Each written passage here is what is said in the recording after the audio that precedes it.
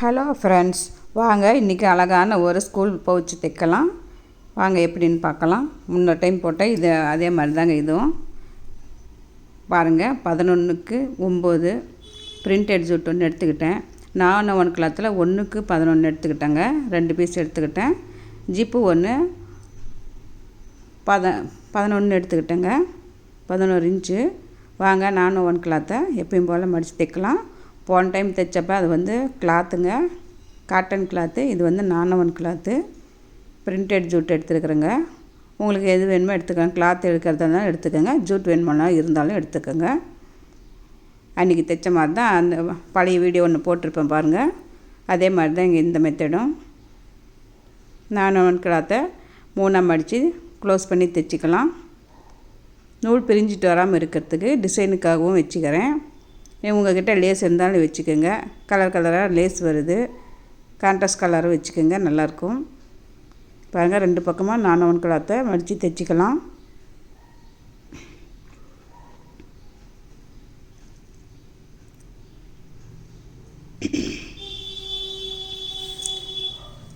Jude எஸ்எஸ்வி சேனலுக்கு உங்களை வரவேற்கிறேங்க.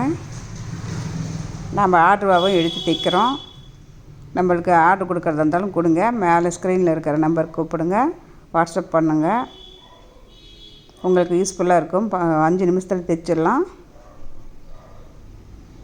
எக்ஸஸாக இருக்கிறதெல்லாம் கட் பண்ணிவிடுங்க. அப்போ தான் பார்க்க அழகாக இருக்கும். பாருங்கள், ஜிப்பு 11 இன்ச்சுங்க. ஜிப்பு வச்சு ஜாயின் பண்ணிக்கலாம். பாருங்கள், லேஸ் கடியில் வச்சு தைச்சிக்கலாம். எட்ஜஸ்டில் தையல் போடுங்க. பாருங்கள், பாதி பிரித்து அந்த பக்கம் வச்சு தைச்சிக்கலாம்.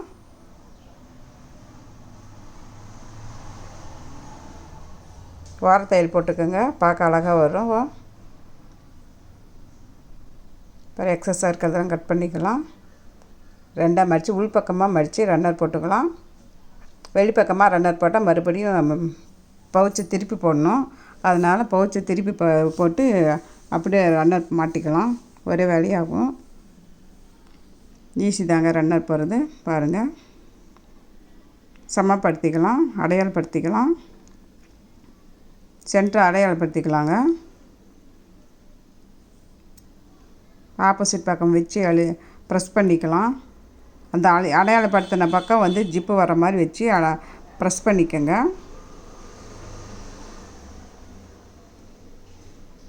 கரெக்டாக வச்சு ப்ரெஸ் பண்ணிக்கோங்க, இல்லைன்னா கிராஸ் வந்துடும். இப்போ பாருங்கள், லேஸ் ஒரு 4 இன்ச்சில் எடுத்துருக்கிறேன். அது ஜிப்புக்கு மேலே வச்சு தைச்சிக்கலாம்.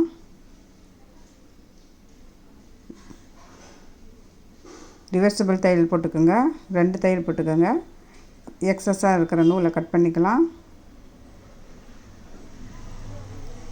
பாருங்கள், 2 தையல் போட்டுக்கலாம்.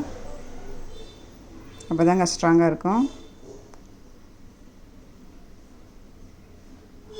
எக்ஸஸாக இருக்கிறதெல்லாம் கட் பண்ணி எடுத்துடலாம்.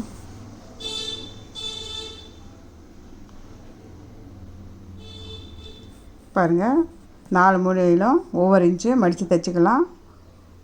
உங்கள் போன டைம் வீடியோவில் பார்த்த மாதிரி தாங்க 4 பக்கமும் முக்கோணம் வர மாதிரி 1 இன்ச்சில் அடையாளப்படுத்தி தைச்சிக்கலாம்.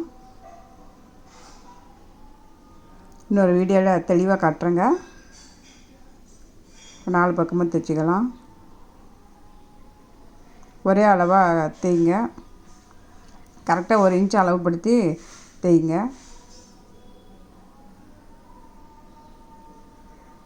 அப்போ தாங்க கிராஸ் வராமல் இருக்கும்.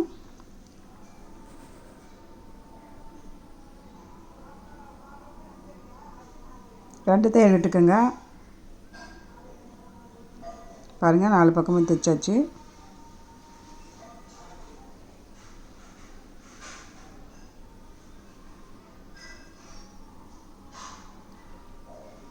ஒரே மாதிரி தைச்சிக்கலாம். நம்மக்கிட்ட விசேஷத்துக்கு, ஸ்கூலுக்கு எல்லாம் தைச்சி கொடுத்துட்ருக்குறோம். வேணுங்கிறவங்க கேளுங்க. பேக்கு, பவுச்சு, லஞ்ச் பேக்கு எல்லாமே தைச்சிட்ருக்குறோம். பாருங்கள், ரெடி ஆகிடுச்சி. இந்த வீடியோ உங்களுக்கு பிடிச்சிருக்கிறதா லைக் பண்ணுங்கள், ஷேர் பண்ணுங்கள், கமெண்ட்ஸ் பண்ணுங்கள். எதாக இருந்தாலும் கமெண்ட்ஸில் கேளுங்க, நாங்கள் சொல்கிறோம். வாட்ஸ்அப்புக்கு வாங்க. பாருங்கள், அழகான ஸ்கூல் பவுச் ரெடி ஆகிடுச்சு. குழந்தைங்களுக்கு அழகாக கொடுக்கலாம். பென்சில், ஸ்கேல், ரப்பர் எல்லாம் போட்டுக்கலாம்.